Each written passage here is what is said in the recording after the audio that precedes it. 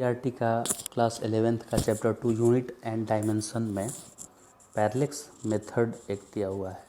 पैरेलक्स method में बहुत सारे स्टूडेंट्स डाउट पूछते हैं कि क्या है ये चीज़। तो देखिए पैरेलक्स मेथड क्या होता है ये हम लोग देखने वाले हैं आज।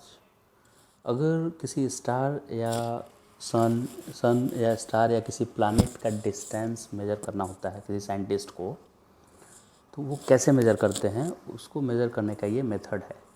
तो एक ही समय पे दो साइंटिस्ट, एक इस पॉइंट से और दूसरे अर्थ के डायमेट्रिकली अपोजिट पॉइंट से, यहाँ से किसी स्टार को देखते हैं। ये दोनों यहाँ पे स्टार है से, इस स्टार को ये दोनों देखे और वर्टिकल के साथ कितना एंगल ये बनाया है ये दोनों मेज़र किए।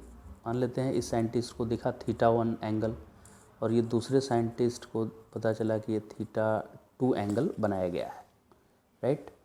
अभी उन लोग को, साइंटिस्ट को वर्टिकल पता कैसे चलेगा? तो जहाँ भी साइंटिस्ट वो ये साइंटिस्ट होंगे उसके ऊपर इसको वर्टिकल ले लिया जाएगा और इससे कितने एंगल पे ये स्टार यहाँ दिख रहा है। ये अगर एंगल θ2 है तो इस वर्टिकल से भी ये एंगल θ2 ही होगा, राइट। वैसे ही दूसरे साइड से भी अगर हम देखें दूसरे साइड से, तो यहाँ से जो वर्टिकल एंगल बनाएगा θ1, वही एंगल इस वर्टिकल से यहाँ भी होगा θ1, राइट। तो ये स्टार इन दोनों साइंटिस्ट से कुल मिला के कितना एंगल यहाँ पे बनाया, θ1 प्लस θ2।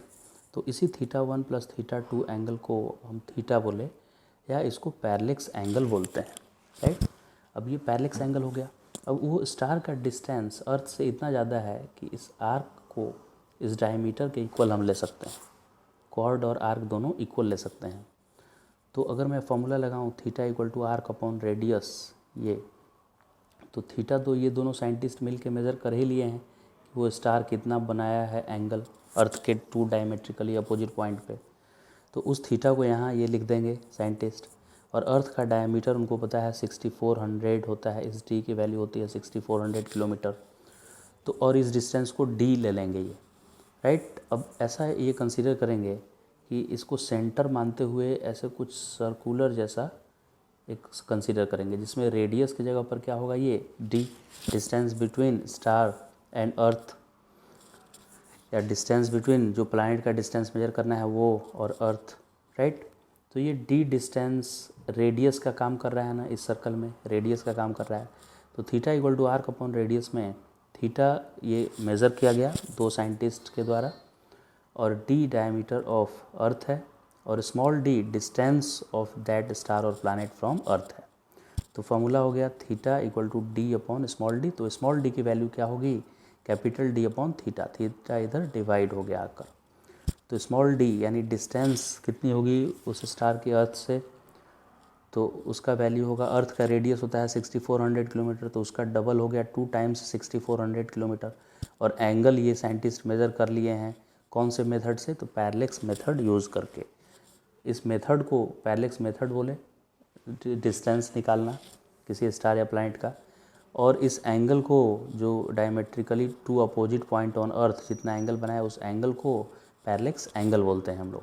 तो आइए इस पर एक न्यूमेरिकल कर लेते हैं, किस टाइप का न्यूमेरिकल एग्जाम में आएगा। न्यूमेरिकल में गिवन है कि एक स्टार पाई अपॉन 3.14 एंगल बना रहा है अर्थ के टू डायमेट्रिकली अपोजिट पॉइंट से देखने से, वो एंगल बना रहा है पाई अपॉन 3.14 यहाँ से और यहाँ से देखने से, राइट।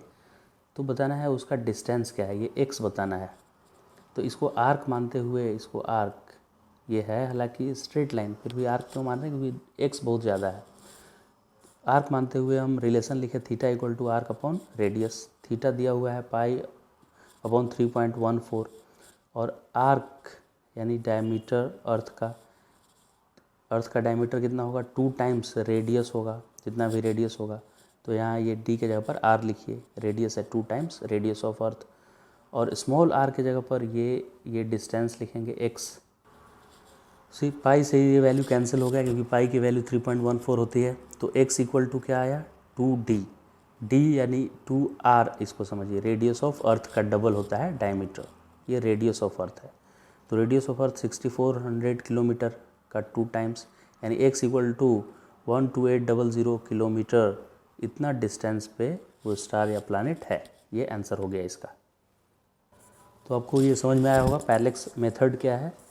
ये पैरेलैक्स मेथड का यूज़ करके हम लोग फार अवे स्टार या प्लैनेट के डिस्टेंस को मेज़र करते हैं। बहुत ज़्यादा दूर अगर कोई ऑब्जेक्ट है तो उसके लिए स्केल से मेज़र करना पॉसिबल नहीं है, तो इस मेथड का यूज़ करके हम लोग उसका डिस्टेंस मेज़र कर लेते हैं। ओके।